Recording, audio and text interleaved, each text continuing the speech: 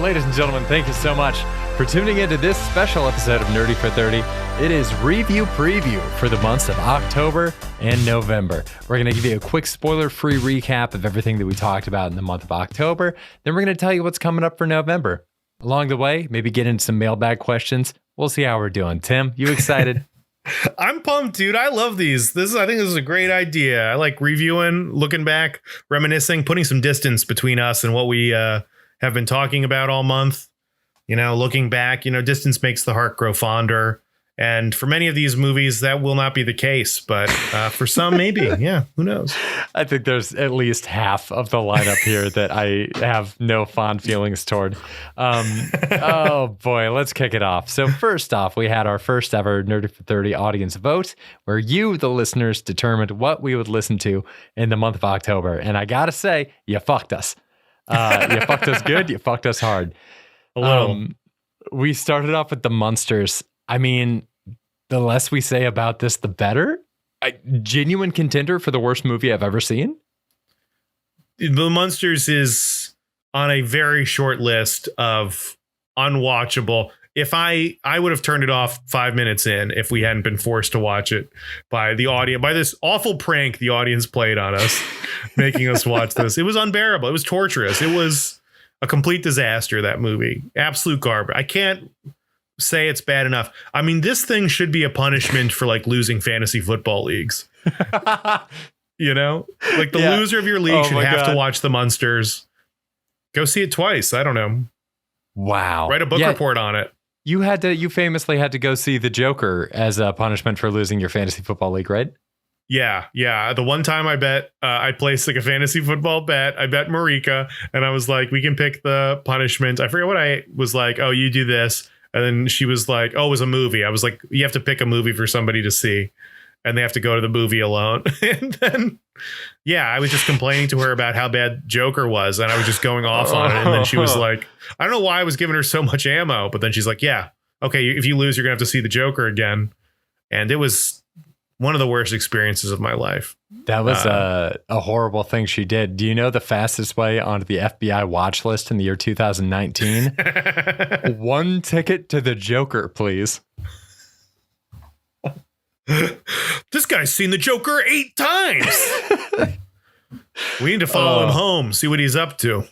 This guy's on our radar. God, he's easy to find. He's the one with the twisted tattoo across his forehead. You, in the course of our Monsters podcast, you told the listeners that you wanted them to watch this movie just to see what they forced us to watch. And I think that is the most reckless advice I've ever heard you give anyone. I would not recommend anybody ever watch this movie. We need to band together and get this expunged from Netflix the way that HBO Max got rid of like some genuinely good things to watch. Yeah, this was my first thumbs down on Netflix ever. I think I usually just don't vote at all. They have a thumbs up, a thumbs down. I don't know if that influences anything at all, but I mean, this is the first time I'm like, I need to write a letter to Netflix. I need to send them an email. I need to talk to somebody because this is inexcusable. I deleted the one Rob Zombie song I downloaded from my Spotify list. Or reach out to Spotify, get him back. Just cancel. We need to cancel his ass. Get him out of here. He's done. Rob Zombie, you're up there with all the criminals. You made the Munsters. You do the time. Lock him away. Lock him the fuck up and throw that key away. Awful. Give that man a restraining order so he can't get within 50 feet of a camera. Next up, we had one. We were very divided on this. We did Hocus Pocus after that. We don't need to worry about spoilers for this movie because, it's 20 years old. It's Hocus Pocus. This was the original Hocus Pocus. We did see Hocus Pocus 2, which I thought was like all things considered very good. I did. Yeah, I watched it. I don't think you saw it during when we recorded the pod, but hadn't seen it yet. Okay. I have now. How does it stack up to the first one? Oh, it's not as good. It's not as good, not even close? No, in my mind, Hocus Pocus 2 is like a soft pilot for a Hocus Pocus Disney Plus series starring the girls from Hocus Pocus 2. Because there's a lot of like unresolved loose ends, like Hannah Waddington's character and all that kind of stuff. It definitely had that like syrupy Disney Plus, like nice and easily packaged to be merchandisable quality about it. I hate that. Yeah. I still believe it was the Top Gun Maverick to Top Gun. It was great. I enjoyed it a lot. The opening 10 minutes I thought were fantastic. It was very good. Absolutely amazing. That was really good. You're not wrong about that. But we did have a couple listeners think you were wrong about a few things that you said. We actually got some mail. And it's just because Tim drove people crazy talking about one of their favorite childhood movies. So let's start off. This first one is from Corey in Cleveland. Corey writes and says, I say he didn't fuck cats on our Hocus Pocus podcast. Okay. We spent a long time debating whether or not Thackeray Binks had sex with other cats while stuck in cat form. I do not believe I'm anti-fucking cat. Tim you don't strongly believed. Oh, you guys are crazy. I don't believe. You're insane. Corey from Cleveland agrees. He says, I say Thackeray didn't fuck cats. This kid was raised so Puritan and strict. There's no way he had any idea what sex even is. And if he does, he'd be afraid to try it because of the sinful consequences. I think that's a good read. Well, if he doesn't know what it is, he could do it on accident. You know? What, are you going to fuck a cat on accident? If he's so ignorant of it, a cat starts hanging out, cats start following him around, they're spraying some musk. Oh, one thing leads to another. They roll in some dirt. They eat a can of tuna together. Their Lady and the Tramping in the back. It could be great. It could be great. I don't know why you guys want Thackeray to be miserable. You just don't want him to have fun. Don't you? You want him to live a sad, sexless life. I mean, the man's been tortured.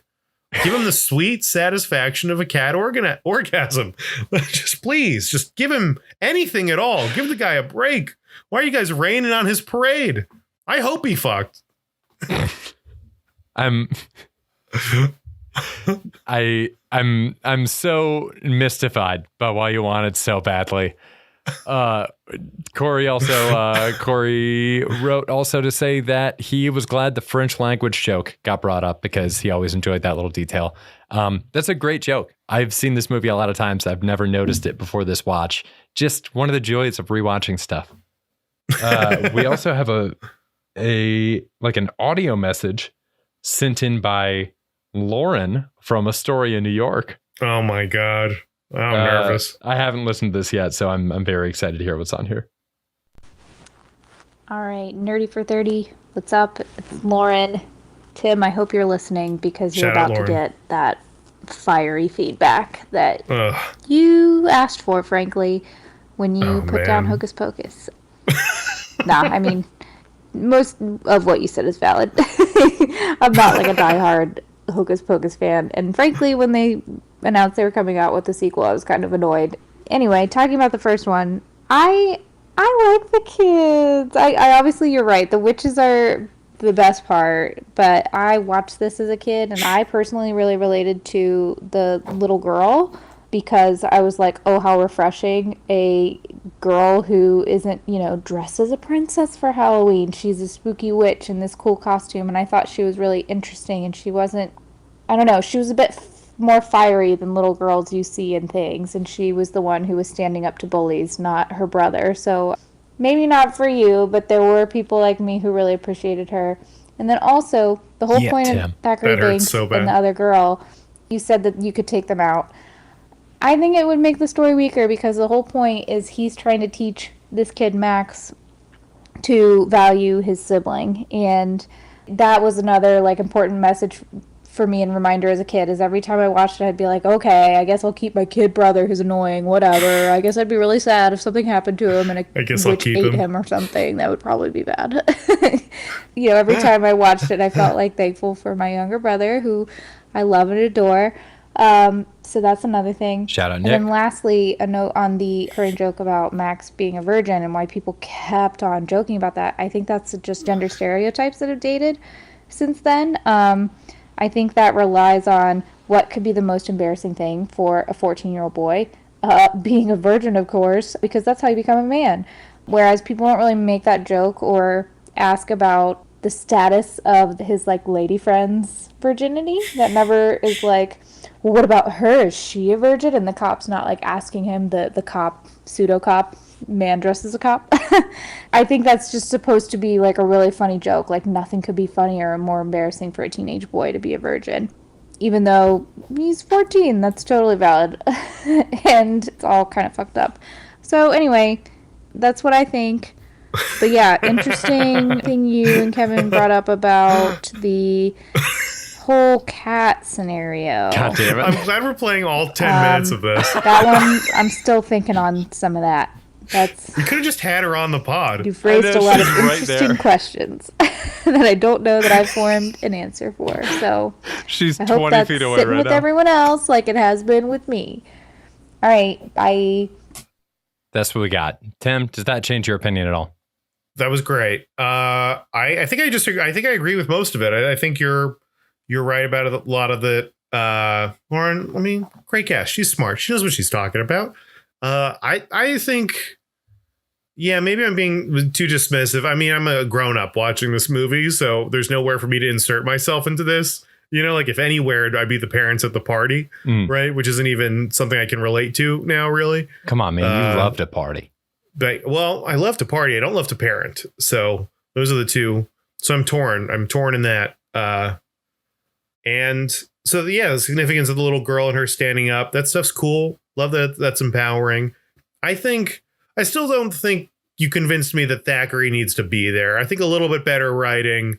You know, this kid can figure this stuff out on his own. Like he can understand that he misses his sister.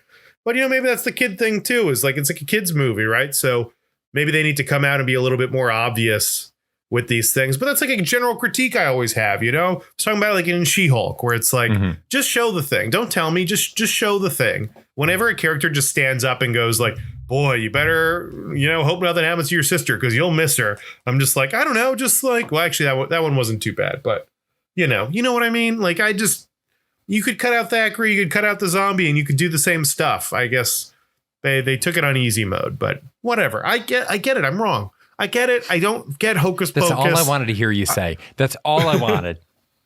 Just one time.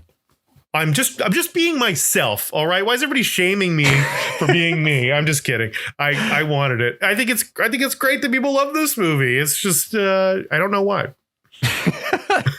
Well, you took my breath away, by the way, with that seamless transition right into She-Hulk. The next thing we covered was She-Hulk on the show. Yes. Loved it. Both thought that the finale could have been executed better, but overall, what a wonderful presence. So glad to have Tatiana Maslany and She-Hulk in the MCU and to have Daredevil back just across the board.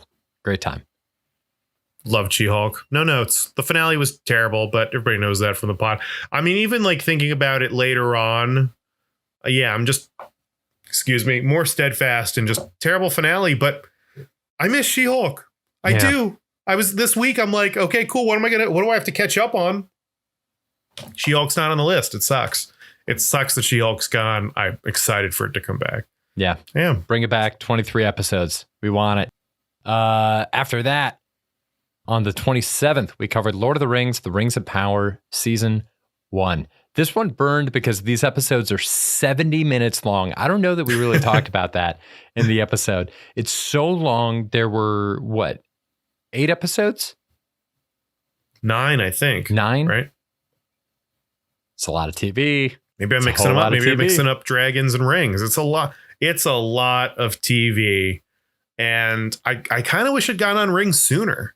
You know, I ended up marathoning a bunch of these, but I was like, in my head, I'm like, I'm watching House of Dragons. I can't watch House of Dragons and I just don't have enough bandwidth for 2 like serious shows, but it's way more fun than Rings. Rings is way more fun than House of the Dragon. Mm-hmm. It's a good time, man. That's another one. I don't miss it the way I miss She-Hulk, but I'm excited to watch it whenever it comes out. I can wait, but when it drops, I'll be there. Oh, yeah, I'll be there first day. We've been going back and forth, just joking around back and forth to each other as Elrond and Durin, just trying to do those voices. It's a blast. I miss Durin. I miss having those dwarves in my life. The Harfeet. Love a Harfoot. The Harfoot. I mean, we got to make sure it's Harfoots over Hobbits. I mean, people will go. People get them. Harfoots for life. I'm going to get a Harfoot tattoo on my forehead so everybody knows. Backwards so you can see it in the mirror every day. Just so you know. Yeah, it's for me. It's not for them. I'm right there with you, though. I think that's one where I was concerned in a similar way that my brain wasn't going to be able to juggle 2 fantasy series, but the tone of these shows is so different. Rings of Power is so colorful and wonderful and inviting, and it's so punchy. It's so energetic. It's all things that I don't necessarily associate with Tolkien franchises. And then House of the Dragons, this like dour, gunmetal gray show. It's just so dark and just a bunch of people in one family having sex. Yeah, House of Dragons feels like a chore in a way Rings does not. Yeah. So I'm still enjoying it. I don't know. But yeah. Yeah, I think we ended the month strong. Started out rough and, well, I don't know if we ended. Well, the real ending of the month is it's a nightmare. Yeah. So we do have if you're listening to this, we do have a holiday podcast dropping on Monday. I think we revealed what it was going to be in advance. We sure did. It's Halloween Ends. So that episode has not come out yet by the time we're talking about this one. We'll go ahead and save you the pain if you're thinking about maybe seeing it this weekend. Don't do that. It's god awful. It's so bad. It's so bad. It's such trash. It's such trash. Had some good goss that I dropped on the pods. That was fun. And it was fun to talk about. We had a good time watching it because we went together and the theater was kind of making fun of it. And, I don't know. We talk about all that on the pod, but a bummer, just a real bummer, really a bummer way to end. She-Hulk, we kind of peak in the middle. Rings of Power, still pretty good, and then plummet back to earth with Halloween Ends. Oh, I do this. I want to slot this in as a mailbag piece from myself because I forgot to bring this up on the Halloween Ends pod. Tim dropped some rumors from Halloween Ends. Allegedly, I had some good goss. And one piece directly that I want to bring up because I want to do a follow-on to it. Allegedly, scenes were shot for this movie where Michael Myers spoke. That did not make it to the final cut, thank God. It's insane and shows exactly how far off base the makers of this movie were when making this movie. And it reminded me of another thing where a character that should never speak spoke.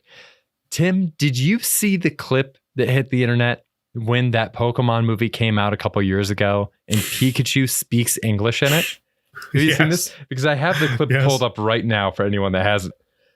This is a clip from inside of a Pokemon movie where Ash has just done something to like take a physical attack on Pikachu's behalf and is now talking to Pikachu and expecting to hear just Pika Pika like always. Pikachu, why won't you get in my Pokeball?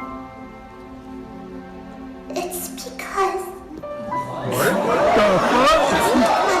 I always want to be with you. Get the fuck out of here.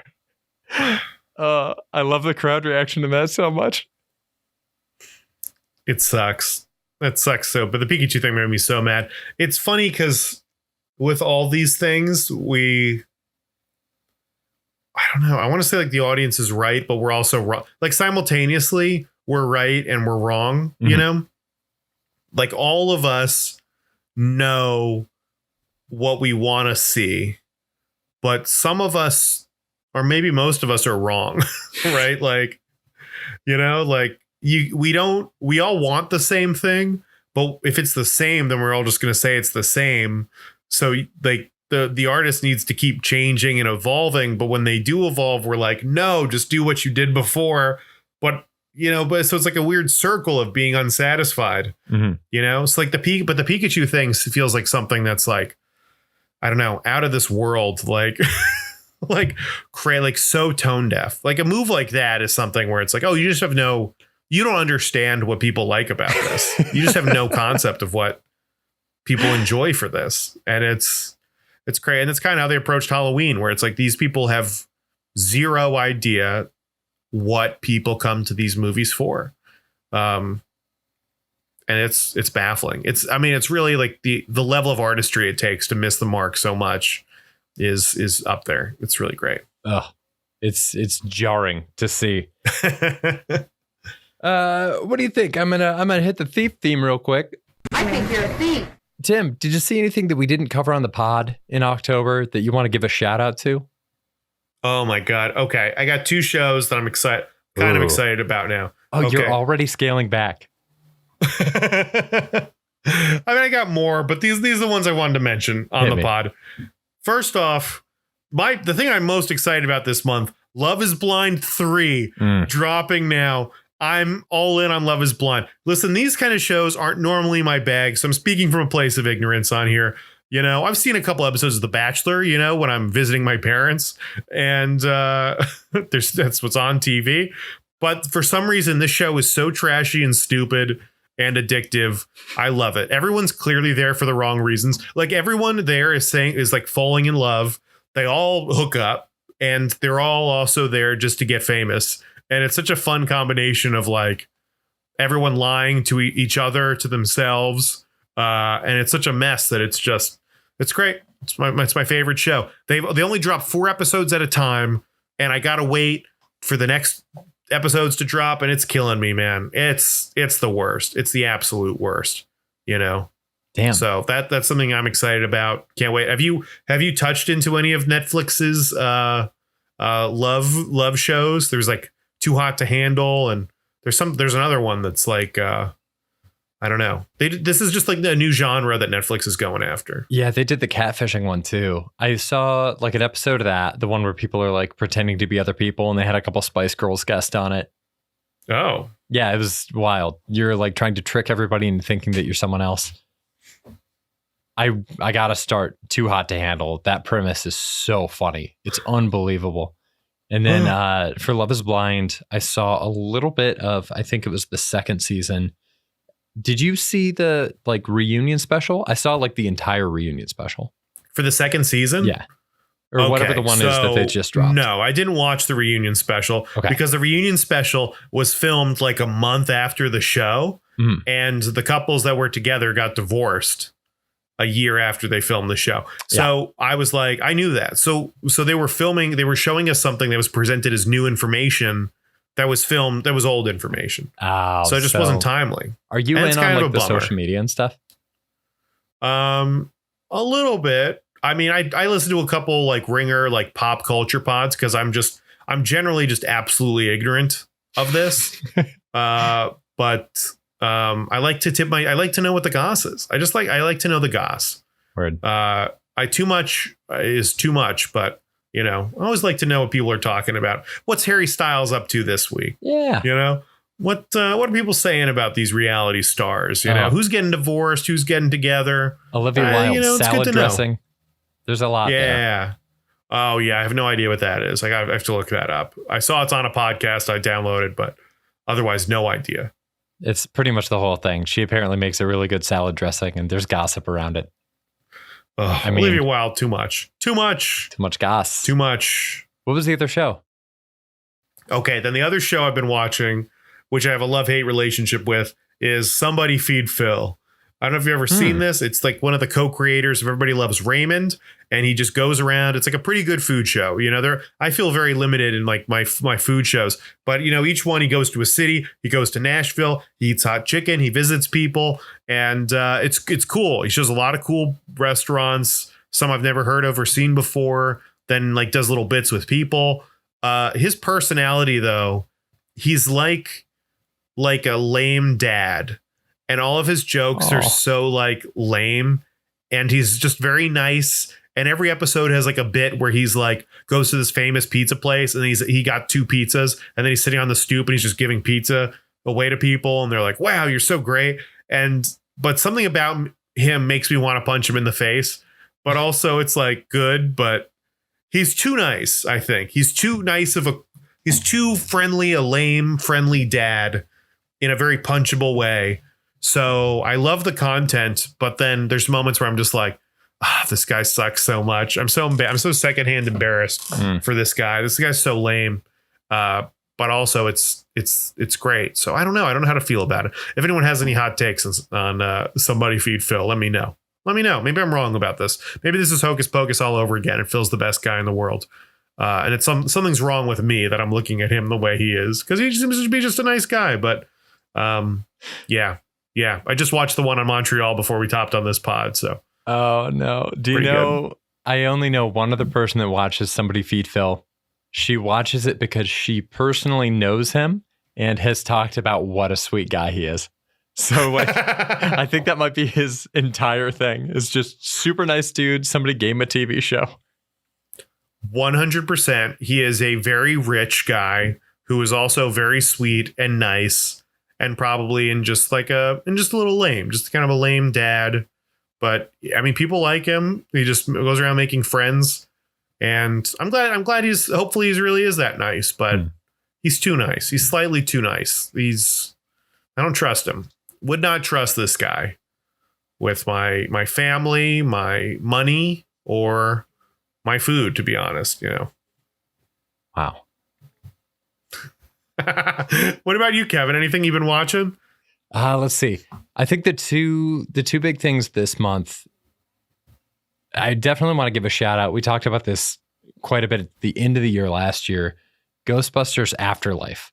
They treat it as though it's like a conclusion to a trilogy that started with Ghostbusters 1 and 2. Yeah. Honestly, they kind of ignore, I just rewatched it this past weekend. They kind of ignore 2 completely, maybe for the best, and treat it as more of like a direct sequel to the first Ghostbusters. It's really good. I think the only parts of it, this is going to sound bizarre, but the only parts of it that don't really hit are the parts where they feel obligated to kind of play into some of the Ghostbuster stuff we already know. But I think it serves really well as, I've been trying to coin this term, seaboot, where it's like a sequel, but it's also a reboot. Like, I think in some areas, Top Gun Maverick was maybe supposed to be a seaboot, where now we're going to try to follow Glenn, whatever his name is, and Miles Teller. Yeah, although, neither one of them has the star power of Tom Cruise, so I don't think it's going to work. But like, we've seen this a lot lately. Creed was kind of a seaboot. It follows on to a lot of the Rocky mythology, but is so good. Like, Creed is so successful at it. I think Ghostbusters Afterlife is not as good a movie as Creed, but it's very successful in doing this, where it sets up some characters that you would like to see more of. And it kind of ties a bow nicely on some stuff from the original Ghostbusters movies. And I think it's a worthy successor that nobody really talks about. I don't hear anyone saying anything about this movie. I enjoyed it. I don't remember it being the best movie ever, but I remember liking it a lot more than I thought I would. Yeah. I think our podcast on it was pretty good. I mean, that is a good, I think I have to give it a rewatch. That's a good point. Yeah. I'm kind of excited about it, to be honest. Now I'm like, oh yeah, Ghostbusters Afterlife. I got to check that out again. That was fun. Dude, it's real good. There's some jokes in it that I didn't catch the first time around too. Like, Carrie Coon and Paul Rudd are great. Just a wonderful pairing in that movie.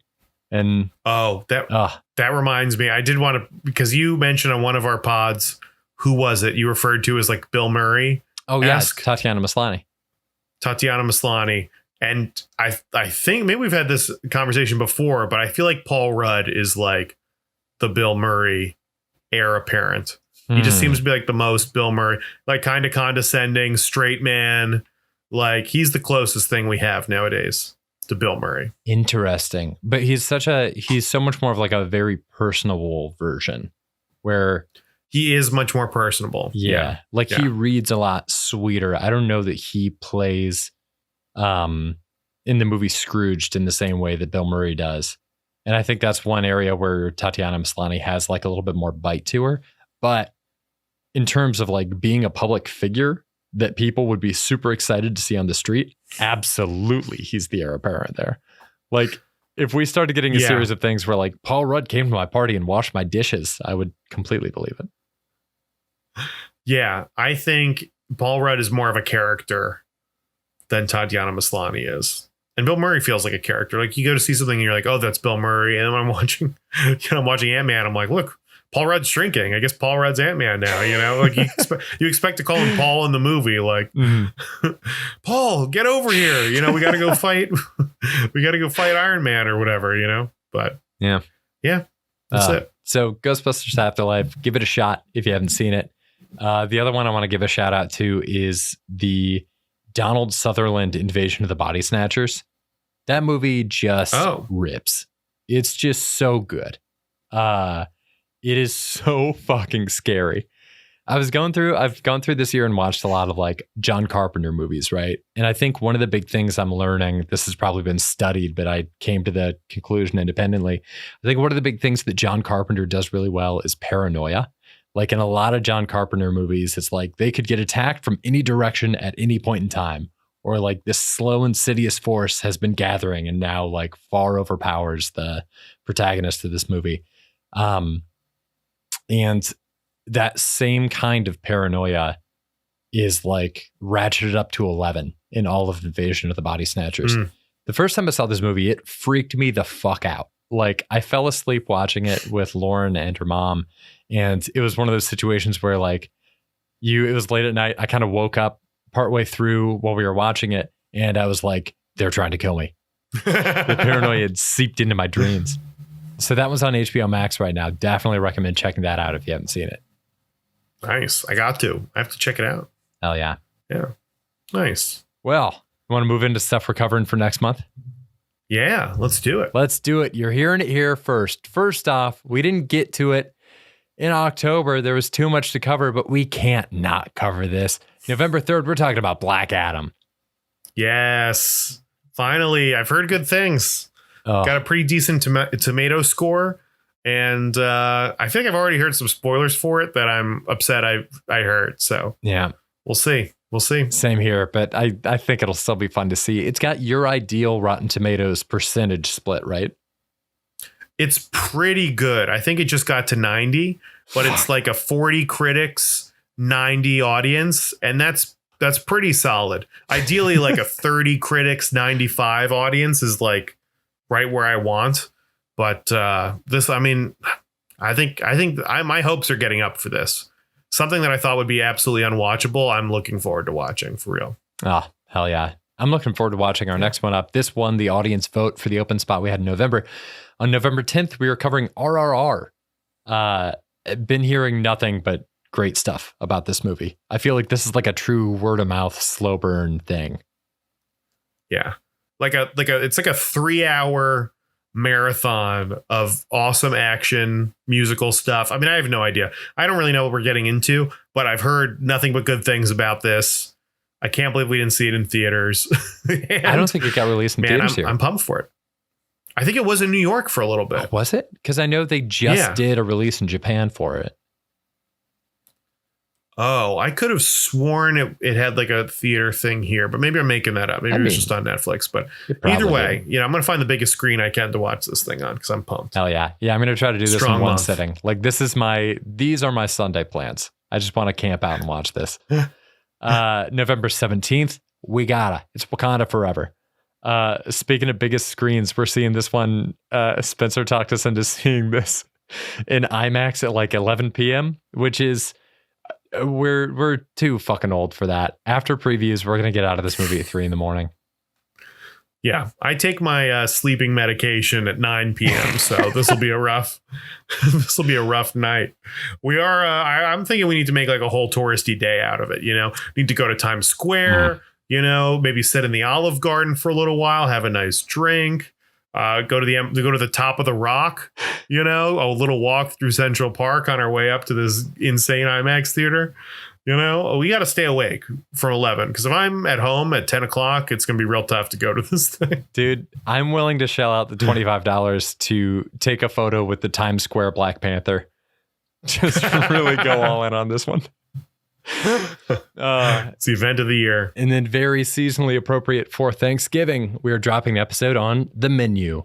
This movie looks great. I'm so excited that The Menu and the second Knives Out are coming out so close to each other because I want more of this like big ensemble cast thriller movie.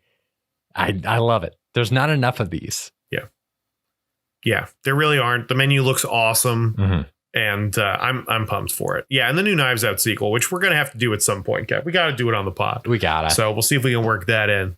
But yeah, the Menu looks badass. So that's the plan. Pretty good month. I feel confident about this. No eggs this month. I mean, no eggs. We got nothing but killers this month. I'm telling you. It's oh boy, it's gonna be a good month. Going to be a real good month. Ladies and gentlemen, thank you for tuning in to this review preview. If you want to write in about any of the stuff that we covered, our email address, it's sitting there. It's open. It's nerdy430@gmail.com. That's nerdyfor30@gmail.com. Send us an email. Send us an email. We need more emails. Need more emails. Tell me how I'm wrong. Yeah, we need more. It makes me good. More people need to specifically come at Tim. We'll be back here on Monday with our Halloween Ends podcast. We'll be back on that same Thursday talking about Black Adam. Until then, stay nerdy, everybody. Stay nerdy. Bye. Bye.